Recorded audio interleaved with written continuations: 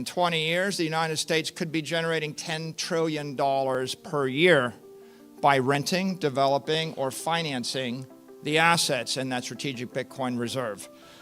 The AIs are coming. The AIs don't get bank accounts. They don't get credit cards. The AIs, the artificial intelligence economy, will be built on digital capital, digital property. It'll be a $100 trillion economy. It'll be built on Bitcoin. MicroStrategy's co-founder and executive chairman, Michael Saylor, recently hinted at major developments in a social media post that has already garnered nearly 60,000 likes. Known for his outspoken advocacy of Bitcoin as a store of value and treasury asset, Saylor led MicroStrategy's move to purchase Bitcoin as a hedge against inflation and the declining value of fiat currency during his tenure as CEO. The company continues to increase its Bitcoin holdings using corporate funds and even issuing debt. Saylor's latest post could signal several significant developments, all of which are highly bullish for Bitcoin, especially in the long run. Saylor is actively working with the Trump administration and key lawmakers, including Senator Cynthia Lummis, to push Bitcoin-related initiatives in the United States. On the 7th of March, 2025, he participated in the White House Crypto Summit hosted by President Donald Trump. This summit focused on strategies to position the U.S. as a global leader in the cryptocurrency space, including discussions about establishing a strategic Bitcoin reserve. Additionally, Saylor is collaborating with Senator Lummis, who recently reintroduced the Bitcoin Act, legislation he strongly supports in alignment with his vision of integrating Bitcoin into national financial policies.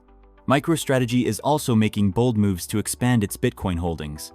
According to a recent SEC filing, the company plans to raise $21 billion through a new stock offering by issuing Class A strike preferred stock, a financial instrument designed for greater capital flexibility. This plan aligns with the company's ambitious roadmap to invest $42 billion into Bitcoin over time, demonstrating their unwavering commitment despite ongoing market volatility. We will share key moments from Saylor's recent keynote address at a conference organized by the Bitcoin Policy Institute, which was attended by lawmakers, policy experts, and industry leaders. Don't forget to like, share, and subscribe to our channel for more updates. The president, with his vision, has established a strategic Bitcoin reserve as of last week and has declared that America will be the Bitcoin superpower. That is prescient. I would hazard to guess that the great majority of the people that saw that post don't even know what Bitcoin superpower means, and they haven't really considered it. I was inspired by the words, and that caused me to put together this presentation today. Why is Bitcoin critical to the prosperity of the United States in the 21st century? That is the question we all should be asking. There are many metaphors for thinking about a strategic reserve of Bitcoin. Bitcoin is digital capital. If we thought of it as Bitcoin as digital capital, is this a stockpile of cheese? Is this a stockpile of oil, natural gas, or even uranium, all of which would be interesting? Well, at its worst case, in its narrowest form, you could think about the strategic Bitcoin reserve as a stockpile of the apex asset of the human race. And so what's it worth? Well, over the next 20 years, I think it's worth anywhere from $3 trillion to $106 trillion to the United States. U.S. corporations, like my corporation, are actually recapitalizing on Bitcoin. We've gone from having $250 million of assets 48 months ago to having nearly $45 billion of assets in 48 months. If you look out over the next 20 years, corporations that are accumulating Bitcoin on their reserve, like MSTR, like Mara, like Riot, they're going to have $20 to $40 trillion. So this is a small metaphor, but it's a powerful metaphor. But you know, it's hard to rent out or finance or develop your cheese or your gold or your natural gas buried in a vault. So a more powerful metaphor is Bitcoin is digital property. If you own 5% of Manhattan, and your family had owned it for 100 years, and someone said, how are you going to pay your bills? You wouldn't say, we're just going to sell it. You would say, we're going to rent it, we're going to develop it, we're going to put a building on top of it, a business on top of it, or we're going to finance it, we're going to borrow against it. The same is true with Bitcoin. In 20 years, the United States could be generating $10 trillion per year by renting, developing, or financing the assets in that strategic Bitcoin reserve. The AIs are coming. The AIs don't get bank accounts. They don't get credit cards. The AIs, the artificial intelligence economy, will be built on digital capital, digital property. It'll be a $100 trillion economy. It'll be built on Bitcoin.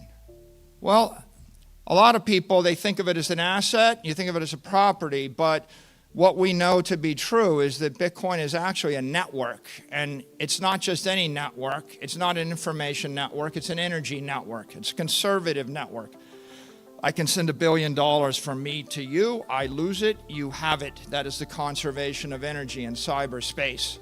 So when you start to visualize Bitcoin as a digital energy network, what you realize is that trillions of dollars of digital commerce will flow over that network. The banking system of the world is going to rebuild itself on a digital energy network. We're going to have 40,000 banks that'll be settling with each other in real time. Finally, moving billions, tens of billions, or hundreds of billions of dollars an hour over a pure digital network. Right? So if you look at the world and imagine digital energy moving around the world, and then you ask the question, would you want to own it? Or would you want to ignore it? During his speech at the White House Digital Assets Summit, Saylor outlined a bold plan to integrate Bitcoin into the U.S. financial system through the creation of a Strategic Bitcoin Reserve, SBR. He argued that this initiative could unlock significant economic benefits for the U.S. Treasury. By treating Bitcoin as a national financial asset, the United States could hedge against monetary inflation, enhance financial sovereignty, and take the lead in digital asset innovation. Saylor's proposal suggests that by accumulating and holding Bitcoin within national reserves, the government could strengthen liquidity and potentially generate substantial wealth over time. A section of his presentation, which he later shared on social media, highlighted 4 major opportunities. Digital token. Expand U.S. company capital bases by $10 trillion, strengthening dominance in global products and services. Digital security. Grow U.S. securities by $2 trillion, ensuring leadership in global stock, bond, and derivatives markets. Digital currency. Increase U.S. Treasury assets by $10 trillion, reinforcing global dominance in banking, credit, and currency markets. Digital commodity. Boost long-term U.S. capital assets by $2 trillion, enhancing the wealth of American households and corporations. The Strategic Bitcoin Reserve aims to acquire 5 to 25% of the Bitcoin network between 2025 and 2035, when 99% of all Bitcoin will have been mined.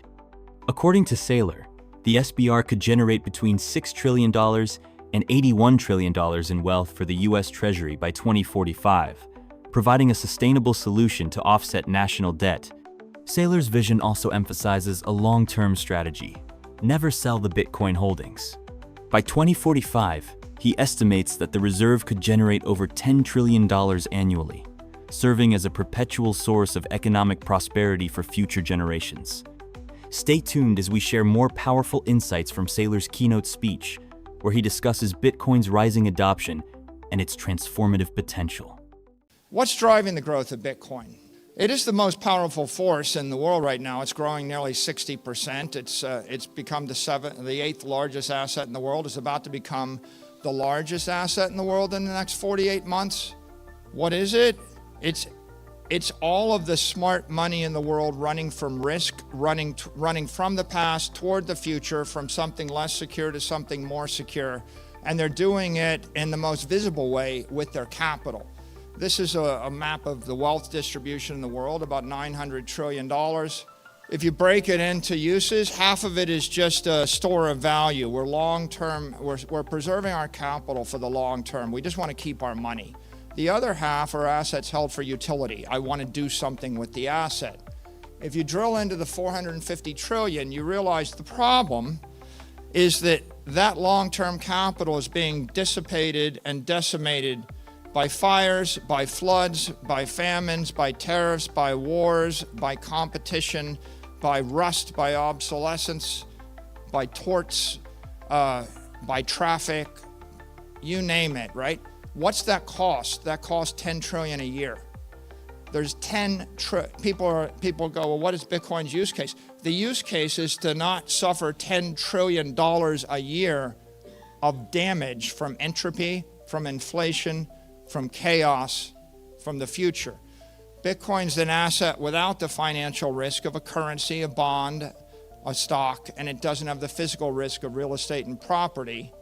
And we're stripping away the counterparty risk to everything. And so we're moving away from risk, and what that means is that as the word spreads that there's an opportunity to keep your money without taking risk, long-term capital is being merged into the Bitcoin network. The greatest digital transformation of the 21st century, it isn't the transformation of music, it isn't the transformation of your photos, your communications, your Facebook friends, or educational videos, although each of those things made $1 trillion company. The greatest digital transformation is the transformation of capital. So it's the transformation of 450 trillion. What's it worth? It's worth half of everything. It's half of everything. That's the transformation. Digital capital is stronger, faster, and smarter capital. It's everything you don't like about the building stripped away, and you've got an invisible, indestructible, immortal, teleportable building. It's a better building. It's global capital. It's everybody that's living in Asia and Africa and South America would move to the U.S. if they could. They'd move their money to the U.S. if they could. They want the currency of the U.S. They want the property of the U.S. They want the security of the U.S. They want the values of the U.S. But they can't have it. So the second best thing they can have is move their money into the Bitcoin network, which has all of the values, protections, and securities of the U.S. Bitcoin is immortal capital, right? You can keep your money for 1,000 years. A 10 basis point fee works out to a useful lifetime of 1,000 years. All the other long-term capital assets have a life of 10 to 100 years. Find a business you want to invest in that'll be around for 500 years. Find a building that will last for 500 years. Find a bond that will pay off in 500 years. Find a piece of art that'll still be legible in 500 years. Despite ongoing market volatility, major developments are on the horizon for Bitcoin and the broader crypto market in 2025 and beyond. One of the most anticipated events is the full impact of the 2024 Bitcoin halving. Historically, Bitcoin experiences significant price increases 6 to 18 months after a halving, suggesting a potential bull market extending through October 2025. Additionally, institutional interest in Bitcoin remains strong. BlackRock and other spot Bitcoin ETFs continue to attract massive inflows, including from sovereign wealth funds. President Trump's aggressive pro-Bitcoin stance further supports the vision of making the United States a Bitcoin superpower. These factors, along with other positive tailwinds, suggest that Bitcoin is poised to reach new all-time highs in 2025 and beyond. Do you agree with this outlook? Share your thoughts and opinions in the comments below. Be sure to like the video, subscribe to the channel, and turn on post notifications for more updates. Thanks for watching.